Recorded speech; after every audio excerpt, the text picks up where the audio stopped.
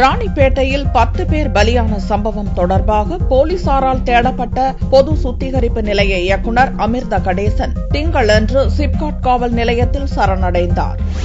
வேலூர் மாவட்டம் ராணிப்பேட்டை தோல் தொழிற்சாலையின் பொது சுத்திகரிப்பு நிலையம் வெடித்து சிதறி தூக்கத்திலேயே தொழிலாளர்கள் 10 பேர் விஷவாயு தாக்கி பலியான சம்பவம் பெரும் அதிர்ச்சியை ஏற்படுத்தியது. இச்சம்பவத்தை தொடர்ந்து இதற்கு காரணமான அனைத்து தோல் தொழிற்சாலை அதிபர்களையும் போலீசார் அழைத்து விசாரணை நடத்தி வருகின்றனர். இதில் தொடர்புடைய பொது சுத்திகரிப்பு நிலையத்தின் இயக்குநர் அமிர்த கடேசனை போலீசார் தேடிய நிலையில் அவர் திங்களன்று சிப்காட் காவல் நிலையத்தில் சரணடைந்தார். இதனிடையே கழிவுநீர் ஓடிய இடத்தை சுத்தம் செய்யும் பணி பலத்த பாதுகாப்புடன் நடந்து வருகிறது. சம்பவ இடத்தை வேலூர் காவல்துறை துணைத் தலைவர் தமிழ்ச்சந்திரன் மற்றும் உயர் அதிகாரிகள் நேரில் வந்து ஆய்வு செய்து விசாரணையை துரிதப்படுத்தினர். போலீசார் நடத்தும் விசாரணையில் தோல் தொழிற்சாலை அதிபர்கள் பலர் கைதாகக்கூடும் என்று அதிகாரிகள் தரப்பில் கூறப்படுகிறது.